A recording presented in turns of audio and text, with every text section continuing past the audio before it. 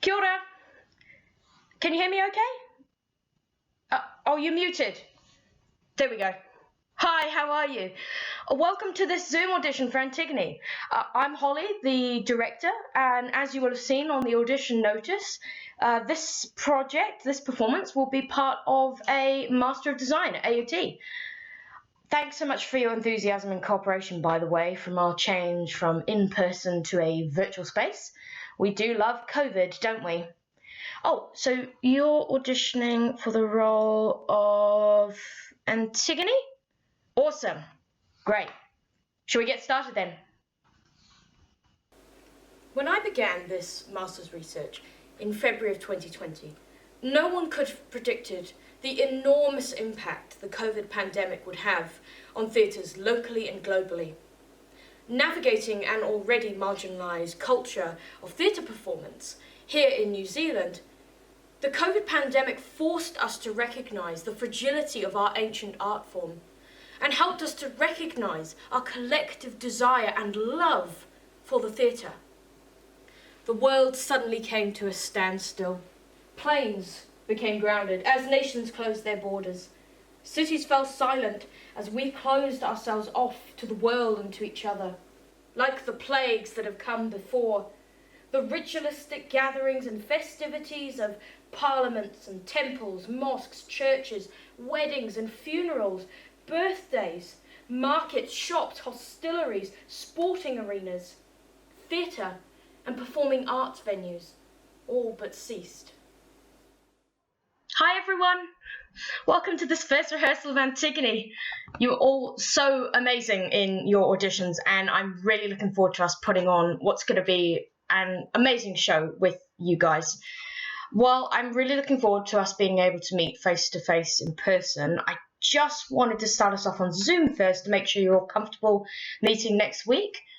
We will, of course, be putting in as many COVID measures as possible, so if you guys could come to rehearse with your masks, we will clean the space before and after each rehearsal, and we'll socially distance when and where we can. We'll also do the best we can to make this a smooth and comfortable journey through these uncertain times. So, Alice and Maurice, Antigone and Ismene, shall we begin? Scene 1. When making theatre in Aotearoa, and especially during the COVID pandemic, Manaakitanga is of considerable importance. Addressing the elephant in the room, I am British, and my whenua is somewhere in that direction. But I have lived now in Aotearoa for 20 years. I'm a British citizen and a Kiwi citizen, so I share a knowledge of two cultures of theatre making. The British people are often recognised as the Cup of Tea Society, thank you, where we are hosts and entertainers. Theatre is a place where we share entertainment and hospitality. We show our tickets when we are greeted upon our arrival into the theatre. We are invited to enjoy a drink or a snack at the bar. It's a place to meet our friends and share in the discourse of the day. We are ushered to our seats and welcomed to the theatre to sit, watch and listen to the acting players.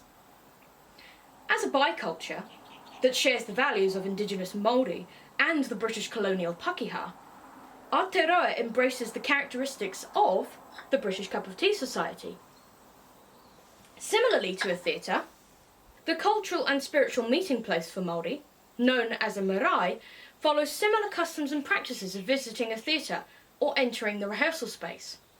You cannot enter the marae without a formal invitation, known as a pōwhiri. It's a bit like a ticket to the theatre space. You are greeted with a formal welcoming call called a karanga. Similarly to the rehearsal space of a theatre, guests are instructed to remove their shoes before entering the wharanui, the meeting house, to take a seat and be ready to listen to the whaikorero, the formal speeches, discourse or issues of the day. The visit is often concluded by a meeting of the host with a handshake or a hongi, touching of the noses to share the breath, and a shared meal to raise the tapu, or the sacredness of the event. In Aotearoa, this expression of hospitality is known as Manaakitanga in te reo Māori. Manaakitanga can be broken into two words. Mana, which is the strength, prestige, influence or charisma of a person or place.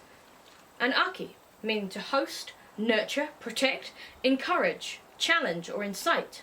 Manaakitanga, as Dr. Valent Smith, leader of Māori strategy at AUT notes, is the value of making people feel welcome, to host them, and protect them and make them feel safe. Manaakitanga is also the responsibility to provide hospitality and protection to whānau, hapu, iwi, the community and the environment. Manaakitanga also encompasses the protection of whenua, the land, that needs care in order to ensure sustainability for future generations.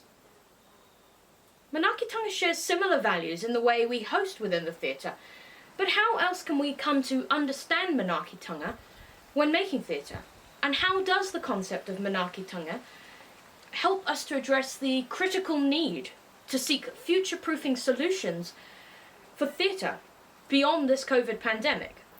To start, we can view Manaakitanga in the theatre in a number of ways. It's a duty of care to the environment. It's a duty of care to the actors and the audiences of the theatre. It's a care for theatre as taonga, or the precious possession.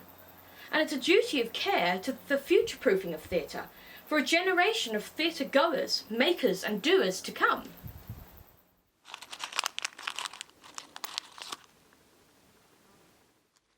As anyone who's had to make theatre on a budget will know, the easiest act of sustainability in theatre can come from how we reduce, reuse, recycle, and how we can make theatre on sixpence and a sticky toffee. Shh! These acts of care towards the environment in our production look like reducing the carbon footprint of the performance, carpooling with fellow actors and crew, taking public transport or walking to the venue. These moments provided an opportunity to build relationships outside of the performance space, getting to know the cast, producing mutual support, the ability to rehearse lines in the car with each other, and to talk of the political affairs of the day, and how this might feed into the performance of Antigone. So Jane, can we go from if he compounds of stupidity with stubbornness, opposite refusal to face facts, he's nothing but a fool? Oh, come on. I think they're going to confound their stupidity here. Move it! We haven't got all night. Reusing household items and possessions for costumes, props and set. Chairs were borrowed from households or bought second-hand through Facebook Marketplace. Hey, Mum! What? Can I borrow some of the jackets from the cupboard for the show? Yes, just bring them back. Anything that was bought for the performance were put to use after the show. We recycled by using things in different ways. The clinical and industrial space of the engineering laboratory was transformed into a space of art. Our plastic screens, which became known as the glass box, were actually ballistic-proof screens. If the audiences didn't like the performance, they certainly couldn't shoot the messenger. I want to invite you now into the rehearsal space of our production of Antigone and have a chat about the act of care for theatre as taonga. Manaakitanga is the responsibility to protect and sustain our taongas, our precious possessions. While theatre is a taonga, people too are regarded as taonga. In theatre, we have a duty of care to protect the people of the theatre, our actors, our audiences, and our crews. COVID care in our production of Antigone was demonstrated through two mediums, dramaturgy and scenography. We can demonstrate active cares in the way we design appropriate scenography that can keep our actors and audiences safe. The scenography, in collaboration with dramaturgy, might also incorporate the world of the drama and draw upon themes within the play and make parallels to the real world. In Antigone, we made connections with the crisis of the play and the Theban family, and drew on similarities to the politics surrounding the COVID crisis.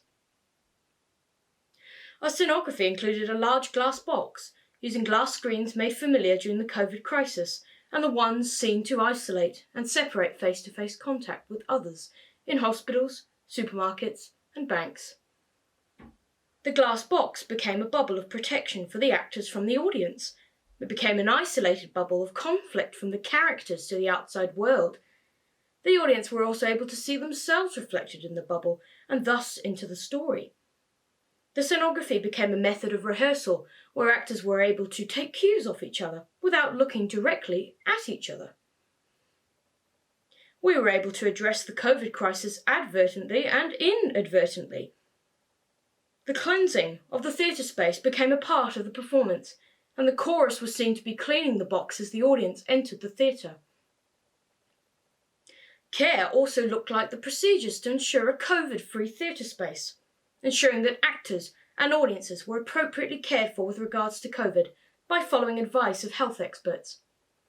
This included procedures from the auditions to the rehearsals to the performances, advising mask use where possible, regular COVID testing, cleaning of the space, rehearsing digitally or hybrid, appropriate fight choreography, making necessary adjustments or finding solutions to the ever-changing circumstances, and making actors feel welcome with acts of collaborative learning, a space to share ideas, and to be treated with hospitality, with Manaakitanga.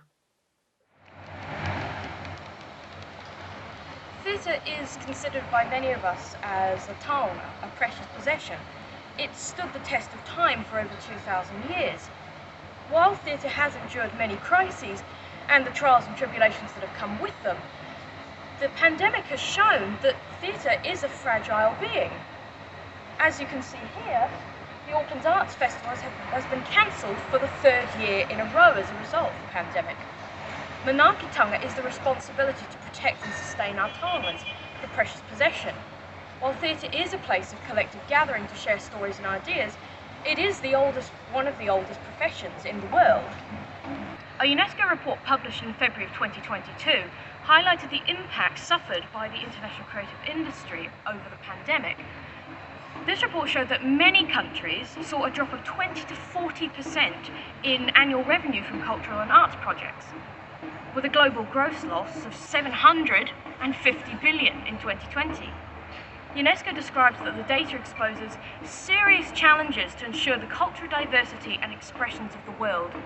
UNESCO's Assistant Director of Culture, Ernesto Atone, suggested that we need to rethink how we build sustainable and inclusive working environments for cultural and artistic professionals who play a vital role for society the world over.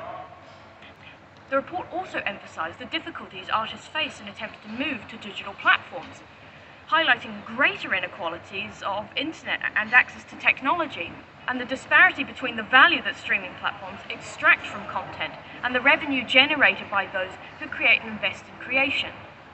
In New Zealand, the arts and cultural sector annually contributes 10.8 billion to the GDP and provides more than 92,000 jobs that have otherwise been lost due to the pandemic. Regardless of the financial losses to the arts sector, UNESCO describes that the essential value of cultural and creative sector as an instrument of social cohesion, educational resource and well-being for people in times of crisis was the greatest loss during this pandemic. The call for theatres across the world to open was a sign of our collective desire for imagination and storytelling, and our inherent requirement as humans to share collective spaces. This pandemic has shown that theatre is fragile. The pandemic has taken theatre to the brink of its existence. With these and future crises in mind, theatre must adapt to keep it alive and live. In Aotearoa, there's a Māori folk song that is quite well known, called Tutera Mai Ngā Iwi. It means to unite together and to share love and seek knowledge. Tutera mai